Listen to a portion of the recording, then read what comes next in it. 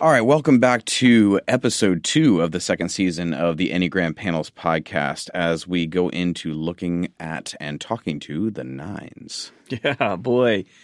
These are beautiful souls, aren't they? I mean, nines are warm. You're married to a nine. If you're in a fight with a 9, you're wrong. Just walk away. Just at least no one's it. going to believe you. No, they're always going to side with the 9. That's very true. Very true. I don't think I've ever. That's right. I don't think I've ever had any compassion, given to me when I've been in a fight with a 9. By but that's someone never else. happened. That's just a funny thing. I've told nines have apologized to me for having said something, 2 or 3 weeks later, for having said something they think hurt me. And I've laughed about it with them saying, yeah, I don't even remember that or didn't register as anything hurtful. And so it becomes a fun point of conversation for them, but it's also very enlightening because what it shows the 9 is how the 9 always seems to think that they have disproportionate effect on the world around them.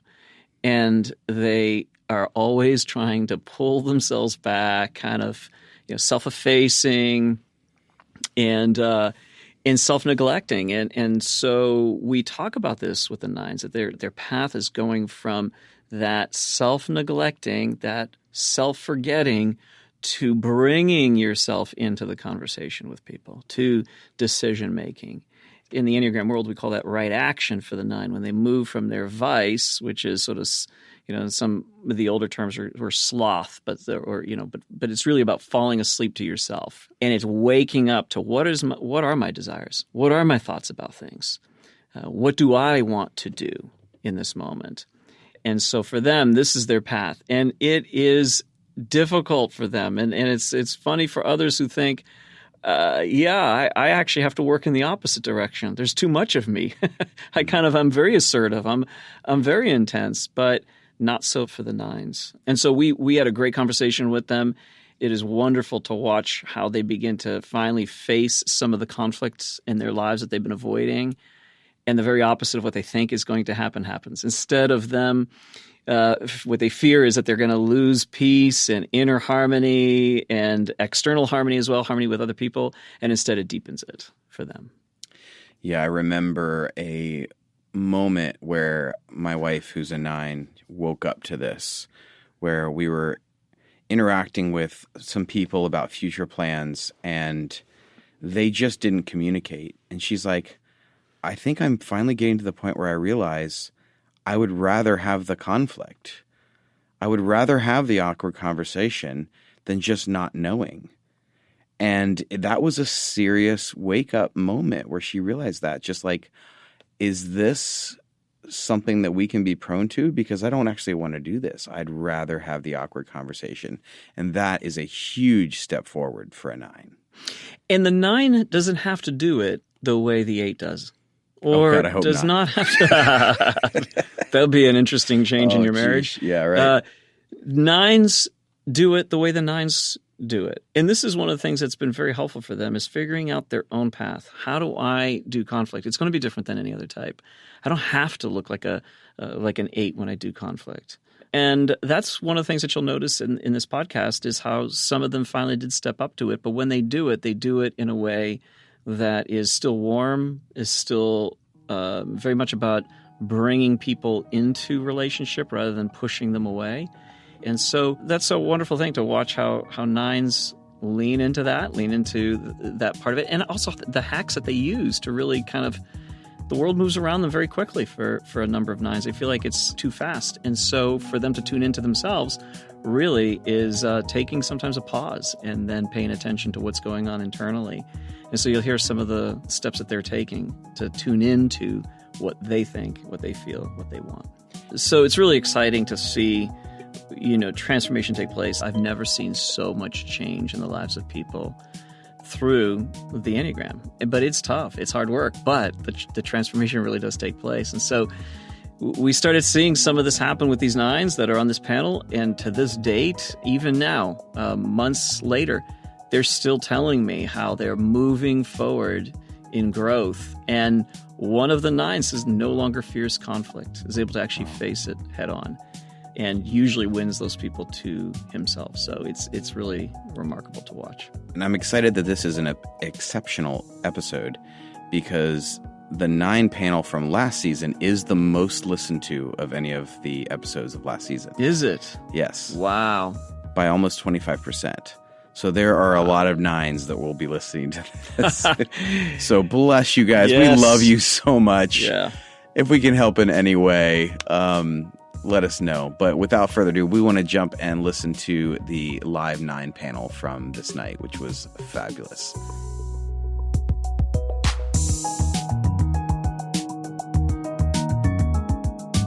So these are the warm and fuzzy types right here, the 9s. 9s are called the peacemakers. 9s early on discerned that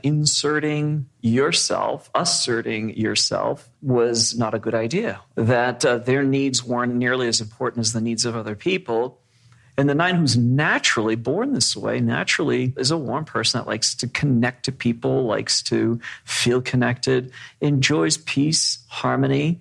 But then what happens is then when the 9 picks up on any vibe where there's a more assertive personality, there's somebody that seems to know what they want and they're intense about it, the 9 starts to feel like their needs, their voice, their thoughts are not as important. And so the 9 begins to slip into its vice, which is sometimes called sloth. I'm not a big fan of that word. It gets close, but not quite at the type. But for some feel like sloth doesn't really describe them as well.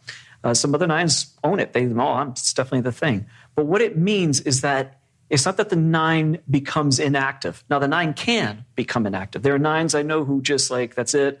I veg out. I don't do anything. But we also have other 9s that are highly active and very involved. It's that they become slothful when it comes to their own priorities, their own voice, their own thoughts, their own feelings. They start to respond to everybody else's except for theirs. They're wonderful peacemakers because they have the capacity of seeing everybody's vantage point, everybody's viewpoint, and really synthesizing it, bringing it together, except for their own. So they sort of fade out or merge with the energies of those around them. And they have the ability to see it from the inside out, see and understand people's thoughts, oftentimes from the inside out. So when the 9 begins to disintegrate, meaning the 9's been trying to make peace, the 9's been going about doing its 9ness, and that stops working for it, then the 9 becomes more worried than it normally is. It becomes more anxious. It starts to pay attention more to what are people feeling, thinking about me? Am I performing well enough? And so the 9 begins to really become anxious on the inside. But when the 9 begins to move towards health, the 9 takes on more of the characteristics of the 3, and that is the performer. The 3 knows what the 3 wants, and it goes and gets it. The 9 is in the body type, so we talked about the 8s being body types. 9s are also in the body triad. So 9s tend towards valuing themselves also by what they do. It's action-oriented. Even when they're not so much in action, when they're trying to fade back, the natural orientation for the 9 is to think action first. They tend to, again, forget the emotions or repress the emotions in order to maintain that inner hakuna matata, as some say, that inner harmony, that inner peace. All right, 9s.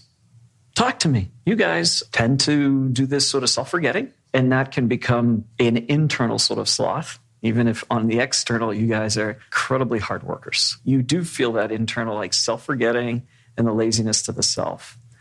So talk about maybe some of your growth. How have you started to grow and lean more into this is who I am? And so the virtue starts to look at right action. The right action for the 9 means, what is my priority? Who am I? What are my feelings? What are my thoughts? What are my desires? And then beginning to lean into that. And how did that work for you? So I'd like to hear maybe a story, maybe some things you're learning, some habits you're learning to access that more. The thing that's coming to mind for me is as I was growing up, my parents had a certain view of what a child should do growing up, with things to get involved with. And so they put me in Boy Scouts, which I hated. They put me in music, which I was okay with, and they got me in athletics, which I kind of liked. And I achieved very highly in all of those areas. And I kind of took them on. I wanted to kind of do what was expected of me and never really asked the question. They never asked me, and I never asked the question, were those things I actually wanted to do? Was I tuned into those? Only about 6 months ago, 55 years later, did I ask the question, looking back on those things, am I a musician? And I was like, I listened to music, but the idea, like I went to music school, I got a degree in music, and I'm like, I'm not a musician. The idea of performing, I was a worship leader for, 30 years. I don't even like leading worship. I love worship. Don't get me wrong, I love worship. I hate leading worship. Got into athletics and, again, achieved at a very high level. But, it's not just that I'm old and fat now. I hate working out. I hate doing things. So I was like, whoa, revelation. And so, the question mark of who am I is like just a very seriously deep question, because all of the things, and I could have listed 20 other things that have kind of fit that same pattern. Those are not me. So who is me? And the first answer is I have no clue. Zero. And it wasn't too long ago that zero answer was there. Mm-hmm. So on another level, being really out of touch with me, I was also out of touch with feelings and what do I think in this situation. And so one of the ways I started getting out of that was I started setting my alarm on my phone for every 2 hours. And when the alarm goes off, that's when I ask myself, what am I feeling right now? What am I thinking right now? And in the process of doing that, it got to the point where 6 years ago, if you had asked me, what are you feeling right now? I would freeze and I don't know. And like Allison said, I often said, give me a couple minutes, but what I really meant was give me a couple years and maybe I'll tap into that feeling at some point. But it got to the point where, now, that alarm goes off about 4 or 5 times a day. And I'm tuning in more and more to, okay, what is me? What do I want to do? What's bringing me life? Where are the rhythms of my heart, mind, body? Where are they taking me? And just learning to tune into that has just been so life-giving. Pretty incredible. Well, just as you were talking, similarly, growing up, I never had this strong desire of what I wanted to do. There was never this, I'd run into kids and they'd be like, oh, I'm going to do this, I'm going to do this, and I'm going to be a doctor, and da-da-da. I never had any strong feelings. I guess what I started doing was, well, I don't want to do that, and I don't want to do that. It was more of like a process of elimination kind of thing. And I ended up like, well, I love to worship, and it was almost like little experiences would kind of be like little signs or markers that would kind of help lead you. And then I remember like career-wise, like working with flowers. And I was like, wow, they're already beautiful. And I'm getting to arrange beauty. And so it was probably started off as, well, I don't actually have to create it from scratch, because that would maybe be too vulnerable. I don't know if that's true. I've never actually even said that before, but I'm wondering, because it was already beautiful. And so that was less intimidating. Like I could make it more beautiful in arranging. But something that's come out through this journey for me is I think one of my greatest fears is the fear of being magnificent. That's kind of like, Angel, you were saying something about, I I don't know, you said something, and I was like, wow, I think you had talked about that being your 9 wing. Yeah, and totally. So let's just sit there for a second, because there's something really good there. I appreciate you doing that, you saying that and speaking that way, because it is vulnerable to look at it, because you're in the type that also doesn't, I mean, 9s don't, I don't know of many 9s that love vulnerability either.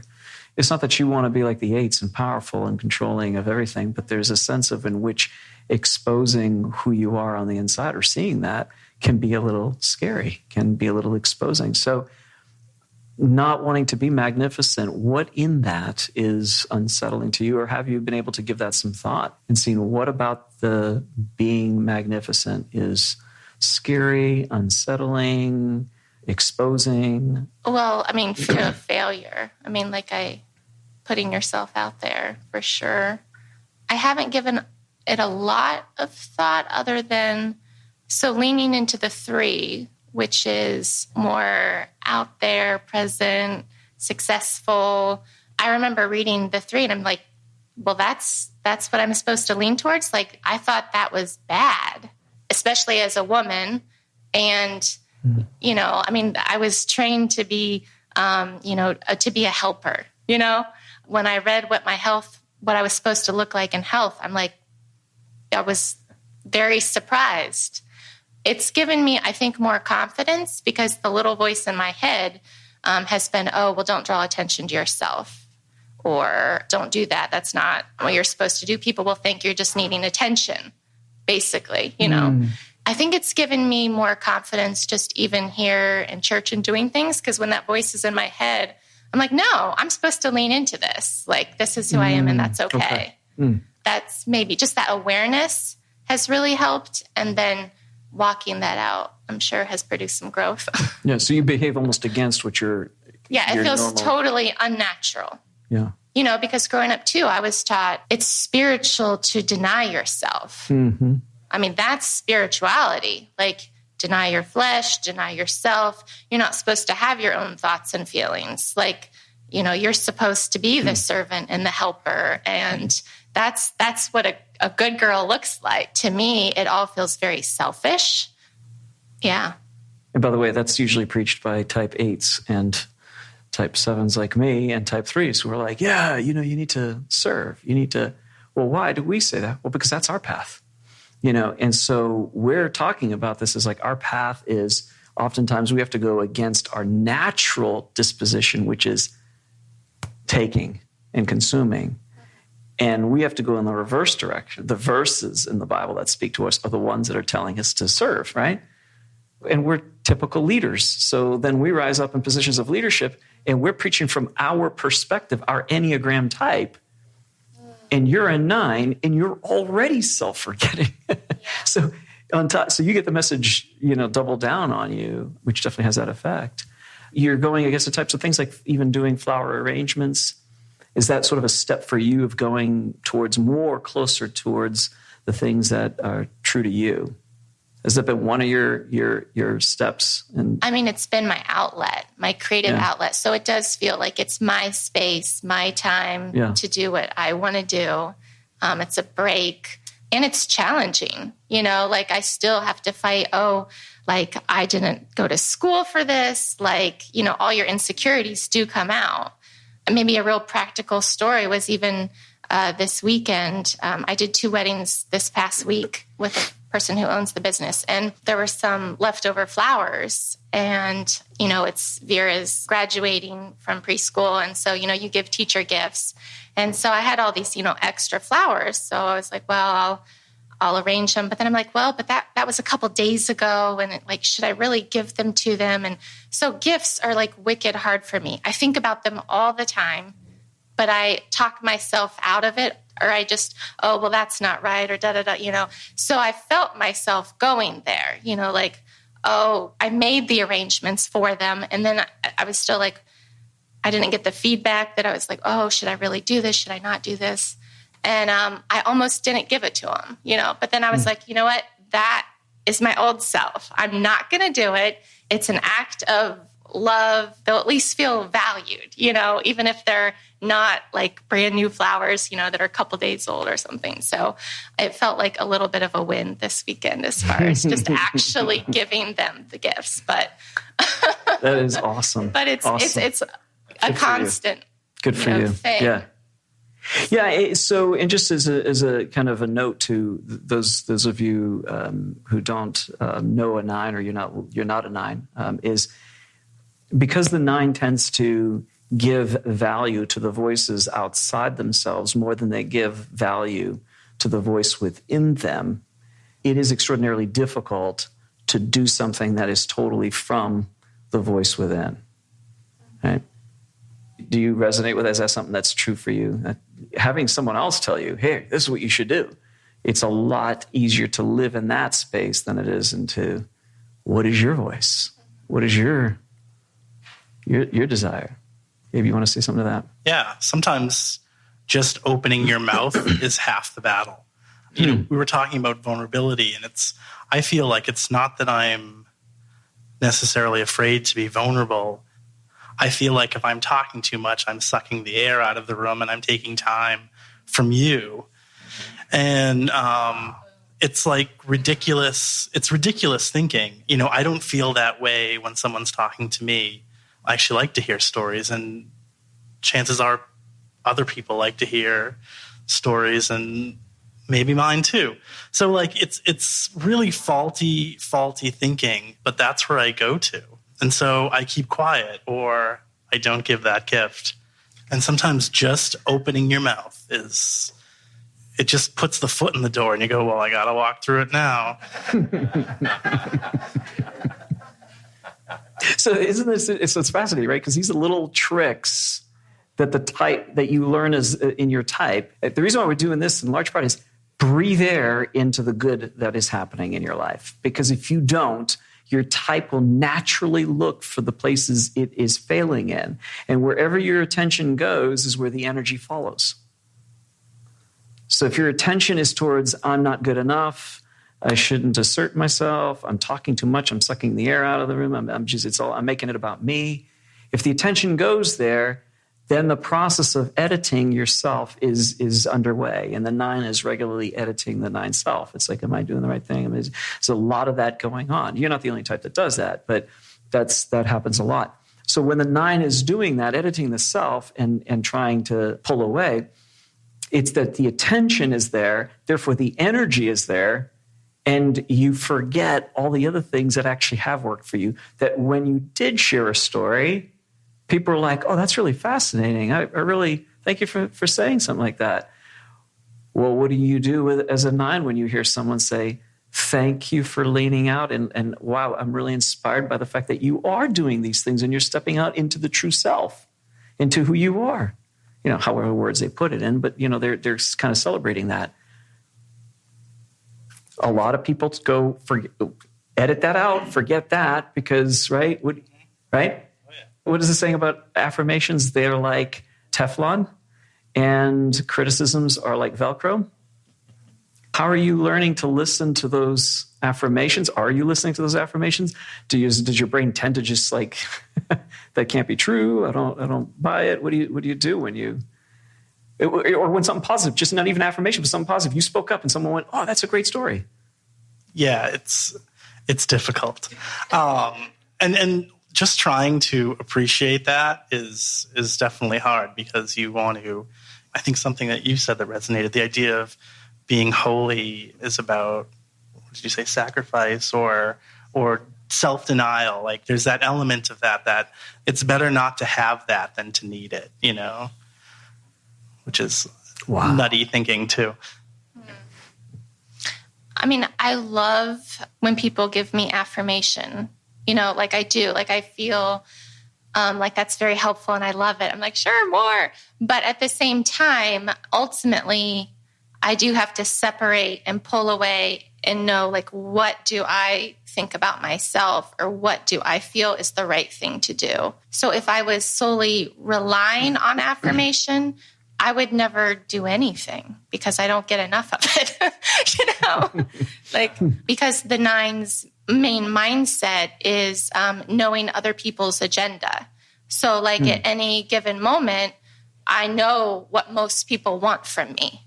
I mean, I can know it. I can feel it. If somebody wants more of my time or they want me to do this, like I always know what others want from me. And I just always thought, well, because I know that and I'm not sure what I want, I'll just do that. I'll default to that. I'm having to learn to separate and really go into myself, pull back and be like, okay, what do I want? Or do I even want to do that? Or what do I want to create space and time for? Rather than, just going with the flow. We're very used to going with the flow, I think. The distinction is everybody else's flow, not like another type would say, yeah, I go with the flow, my own flow. No, I feel what I want to do and I go with it. I don't fight it. But for you, it's the flow. You have a surprising ability to read agendas out there, right? I think all of you would say that you pick up on it. You have psychic abilities to pick up on what people want. And that you thought it was normal. You thought everybody. So because you're doing that, part of the reason you're doing that is again to avoid a disconnection from people or to avoid the ruffling or the unsettling that happens internally. It's much easier to just go with the flow than to sort of work against it because of what might happen, internally. Talked about how do you respond to affirmation, and it's part of the tricky part of being a 9 because as I got into different things, my internal energy kind of kicked in and I achieved very high levels. And so I got a lot of affirmation. People were asking me all the time to take on leadership roles because they saw I was an achiever. And so I stepped into role after role after role after role, and I started thinking of myself as a leader and having this attitude, well, if something needs to get done and nobody's doing it, I need to step in and make it happen because that was already, now formed in me through all the affirmation. Well, on comes the Enneagram. And I realized that I'm actually not a leader. I mean, there's a sense in which I am a leader, but my default is not to be that leader that people have affirmed me as all the way along. I actually prefer to be a number 2 rather than a number 1. Number 1 is freaky and scary and insane and, all of that stuff, and I've stepped into those roles because it was needed and people were affirming me and all that. But to pull back and say, that's not me. Part of my growth has been taking more number 2 roles, and I'm finding in that just this glorious freedom that just is so beautiful. Me, and I love it. And I hope I never get into that number 1 role ever again, and we'll see how that goes. But first of all, that's awesome. Let's just celebrate that. But the second thing is the thought that comes to my mind is the affirmations, right? This is so interesting. You said, yeah, affirmations are great. But the thing is that I have to step back. You said the same thing. I have to step back because the affirmations themselves become almost like these little prisons, these expectations of this is how you're to perform, right? We all love affirmation. We can get misled by affirmation, but the 9 really, it's like this is my guidance rather than what's in here. So talk about how you step back. How do you prevent yourself from merging with the energies of the world around you? Your husband's laughing. I don't know if he's laughing for himself or for our offspring, but who always knows what she wants all the time. So I pretty much, for me, I have to get away. I feel like the happiest, most freeing hear myself time is when I'm on the elliptical machine listening to worship music and just going at it. And then all of a sudden, my body's in motion, I'm moving, and I have this uplifting music in the background. And then I can really it's almost like there you are. I'm serious. Like, it's almost like, oh, there you are. And there you are to yourself? To myself. Wow. Like, I just become very present, and that's where I come up with my mojo, and I can hear things, and I get ideas. I've only really been doing that, or aware of it, for the past couple of years, not for very long, because I always thought I needed to get still and quiet and in a room. And that is true. That's good. But what I normally ended up doing was falling asleep, because anytime we can sit down, we can just fall asleep. I mean, I read a book, I fall asleep, I need to take a nap. And then the best time to read is when you wake up from a nap and then read, because then you don't have to worry about falling asleep, Like, I'm serious. Like, so sometimes I do have to get in a closet, and it has to be pitch black. No distractions. And I can also hear myself then. Okay. Like when I'm in like when I don't want anybody to see me, and then I can hear myself. So kind of those two things are walking in motion, and then complete black closet. Just, Huh. Lately, I've been going for late night walks around a body of water. And that just, it gets my body in motion, which is good. And it helps relax all the feeling I have in my body, the tension and whatnot. And that's super helpful. So that's been something. Also, I sort of relating to the whole stepping out of the box thing is I have a life coach, which, holy shiza, guys, like, it really helps sort out my head. And I still have like the self-doubt there, but like just getting things out there and actually having to get on the phone and talk, like me talk, like it's so difficult, and just putting words outside my body, like all these things, super helpful. One of the things I'm trying to do more is just listen throughout the day to myself. And I've spent 55 years listening to everybody else. I figure it's high time to kind of listen to myself and what's going on inside. My family is going through this crazy time right now, and I'm living on my own temporarily, yet wonderfully, in quotes, I guess.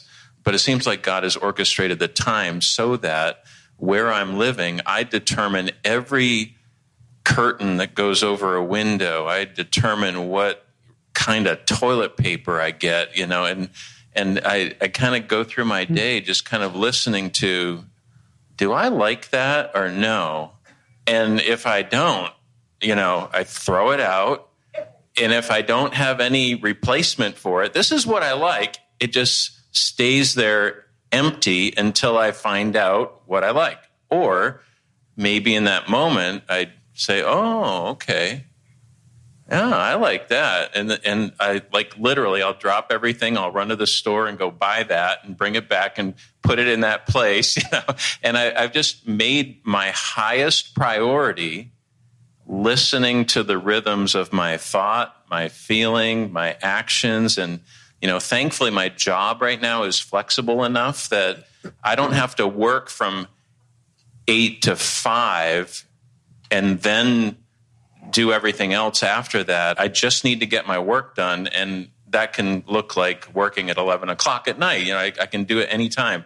So to take that half an hour to run to the store and get something and bring it back and put it on my counter is really no big deal. So anyway, I'm just very thankful for the context that God has given to be able to explore that. And what I see emerging around me, is not just like a list of things that I'm doing and that I'm filling up my schedule with, but it's the things that are populating my condo right now. How many things can I throw out this week that, we've owned for, 30 years, and I always hated them, but I never had the guts to like say, I hate this and I'm going to get rid of it. So anyway, just kind of going through those rhythms.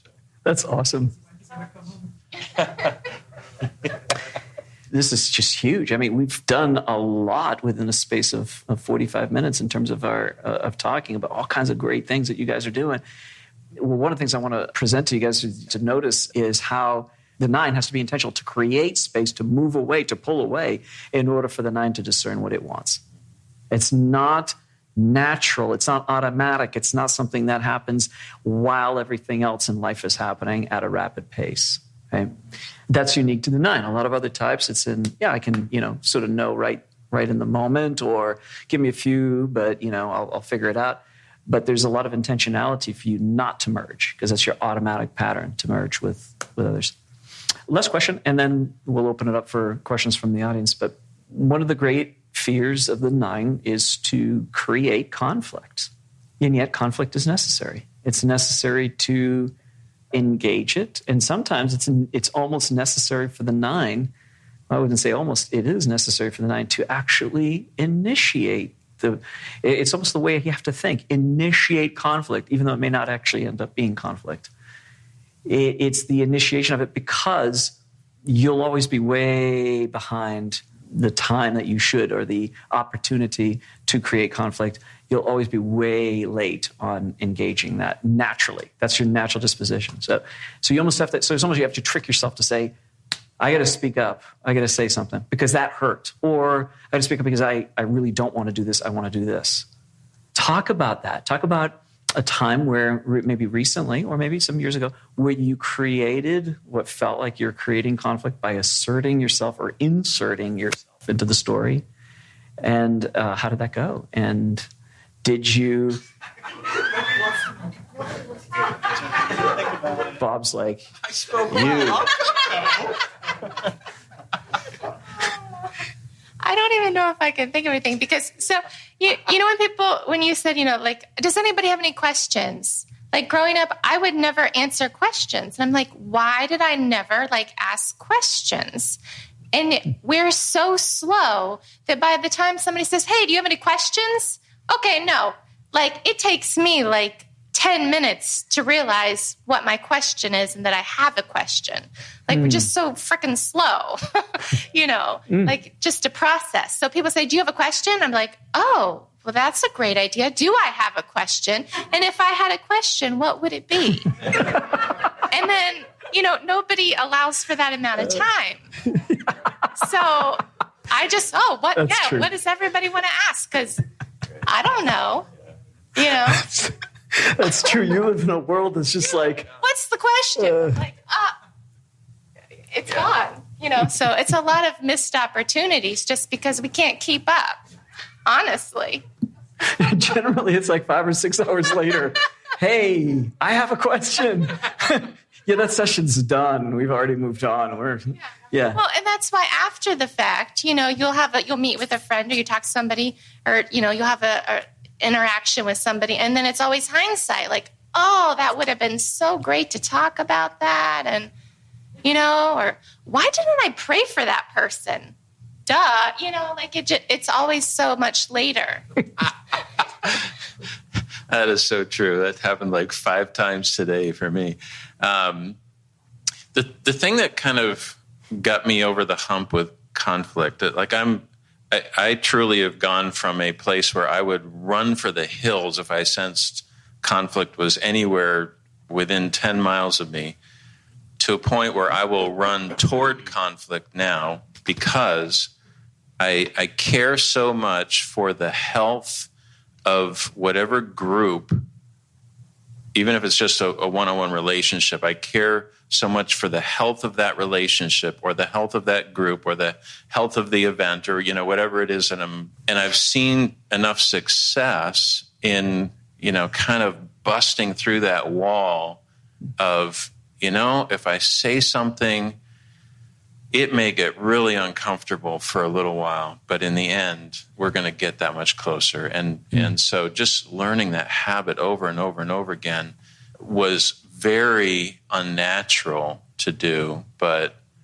very necessary to do. And I think the force of the necessity of it kind of pushed me through the wall, so that so now I'm very comfortable with conflict, but wasn't always. Let me just follow up with that real quick, and then I want to hear from the rest of you. But so when you did it, and you faced the conflict, the fear of the 9 is if I do this, it will result in, and oftentimes it's not a thought, there's no thought to it.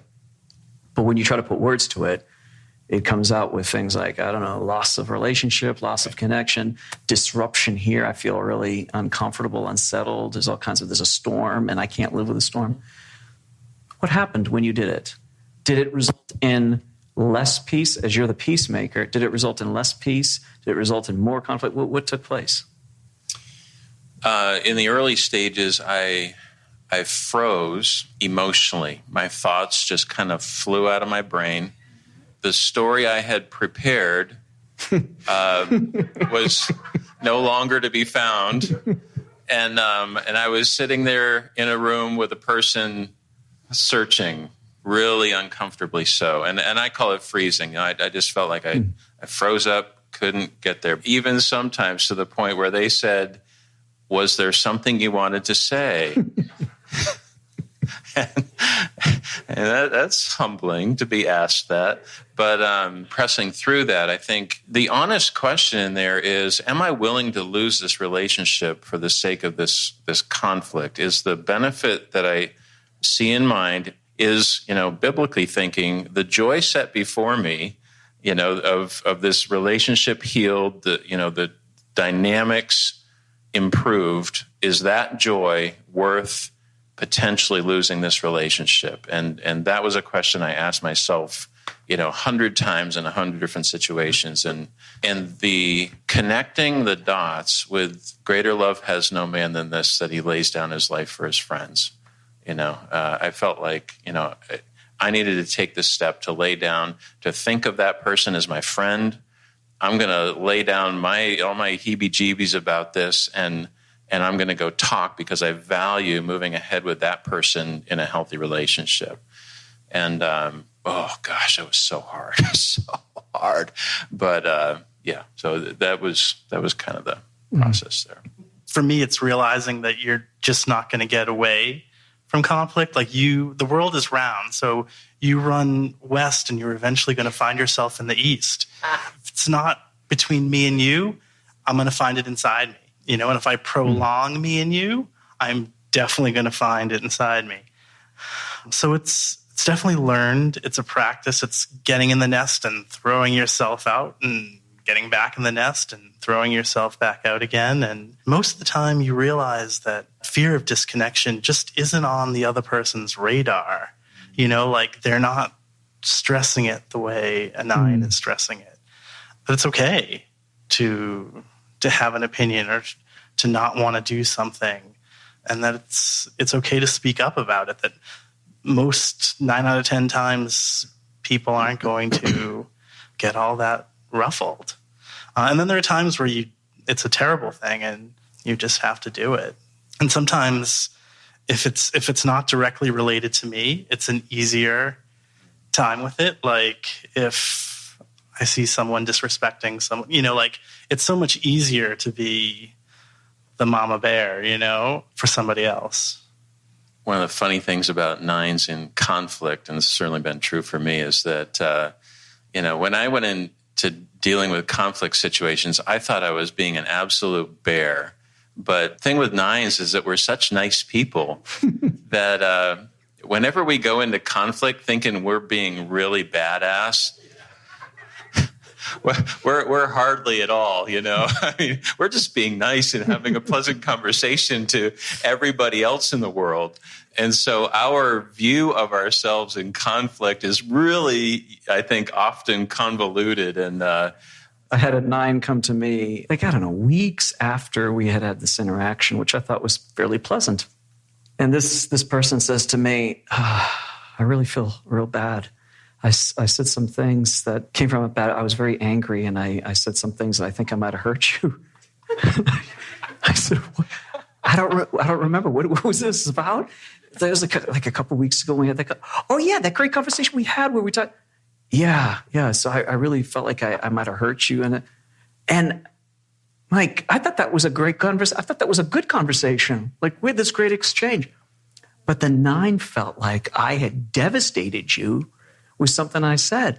I was like, man, you can slap me anytime you want. That feels really good. Like if that was you confronting me on something, man, do it anytime you'd like. That feels good.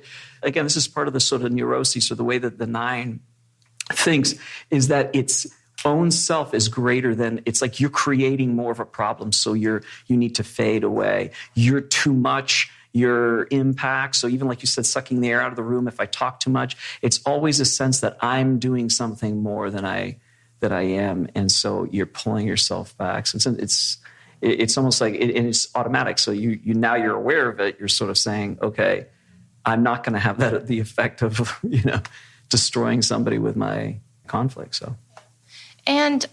So I've even had people say, well, gosh, what they did to you, that was so wrong. Like, aren't you angry about that? I'm like, no. So I feel like we're very forgiving, gracious people, kind of, like on some level, like not, that maybe didn't come out right. That sounds kind of really snobbish. I think you are. But, you think you're better than us? But no, it's like, yeah. Like I'm not even aware of it. Like people would get like upset for me. And I'm like, oh, well, it didn't bother me. I don't know. Like I didn't see it as like I didn't feel like I needed to have a conversation about it. So that's on one end. I don't feel like my feelings easily get hurt. Like when they do get hurt, they get hurt. But it doesn't happen very easily. I don't feel like I'm going through life always getting hurt. And then I think one thing that really helped me with conflict is I think I learned actually the value of having conflict. We were in a situation and we were going to, it's a long story, so I don't really know how to edit it. But basically, we were moving forward and someone just kind of went silent. And so then I realized I would rather have conflict with someone than there to be nothing, because I was on the end of the nothing, and then your mind creates the worst case scenarios. And so I'm like, wow, because like I probably would have been that person, oh, well, I'll just let that lie and not really address it. And then I was on the end of it, letting it lie, and it was terrible. It was horrible. I would have rather had the person come to me and said what they really thought or felt.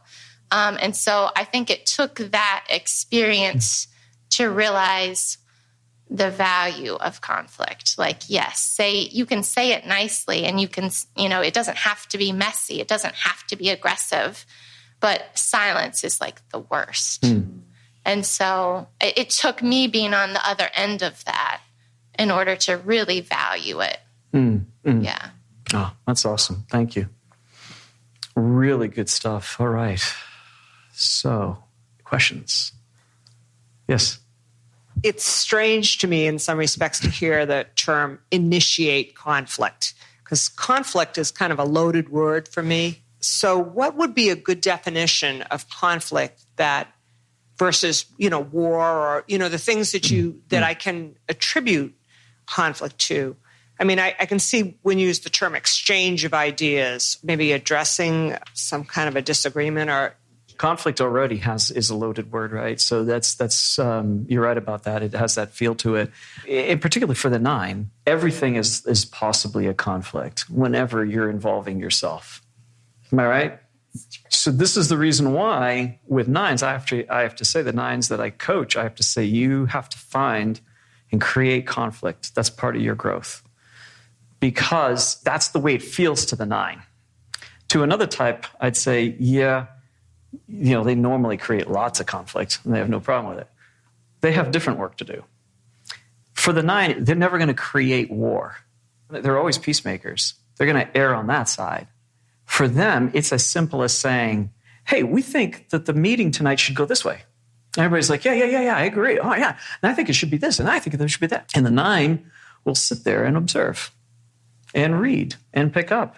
And they're reading everything, and they're picking up on all the vibes and the energies, and they're picking up on the agenda. The 9 falls asleep to itself. Cool. Go with that. But if I were to ask the 9, what do you want? And the 9 has a moment to think about it. And the 9 realizes, I don't want to do this. But I'm the only one out of these three that doesn't want to do this. If I speak up and say it, it's going to be bad.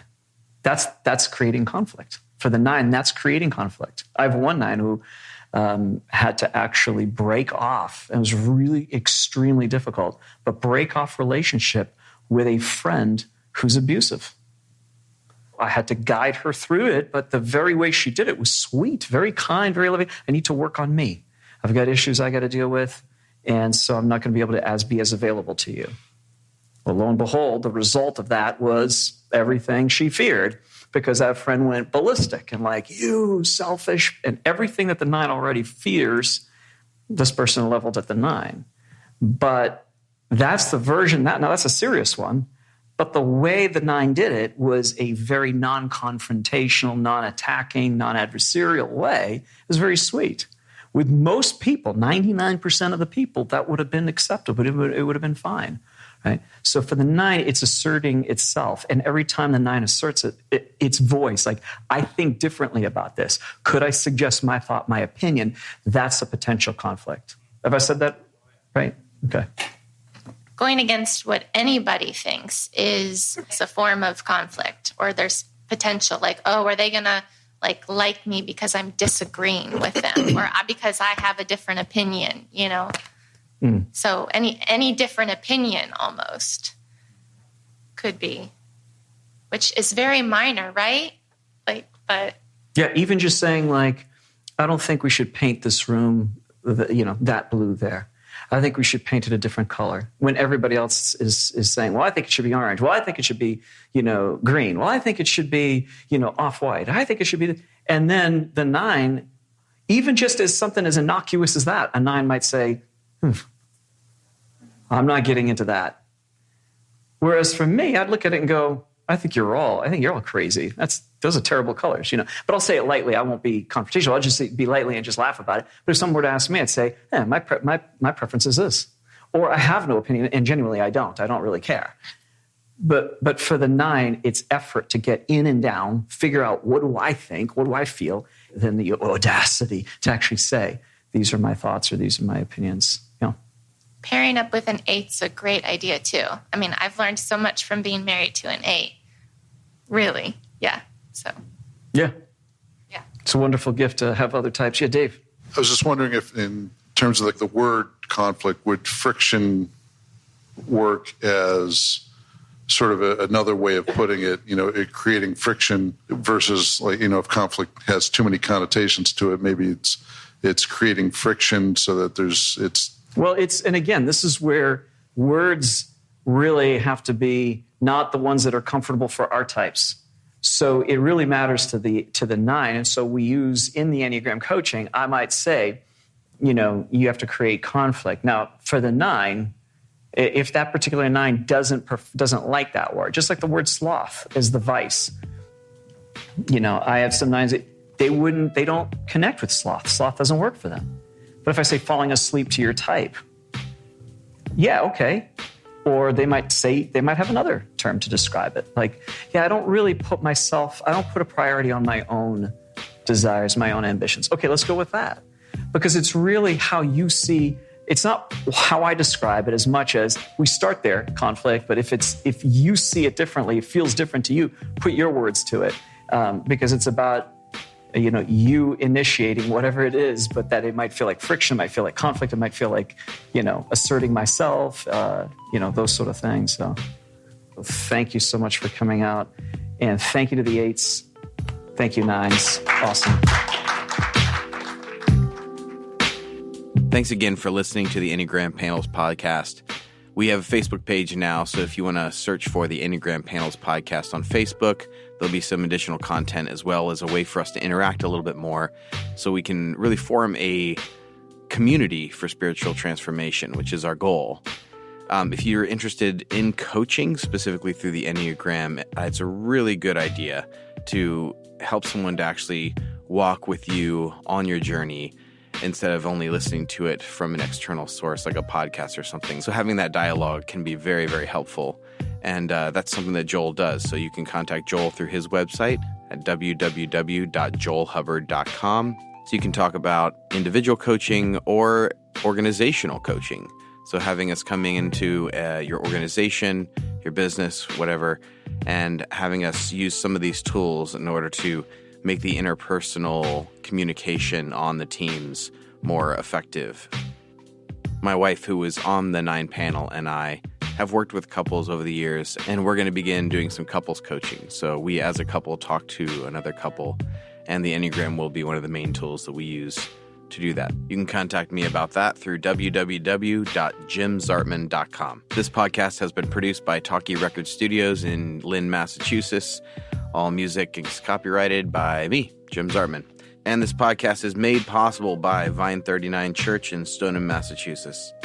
If you leave us a review on iTunes, it helps people find the show. So special thanks this week to Christy EP for your review on iTunes. All right, have a good one.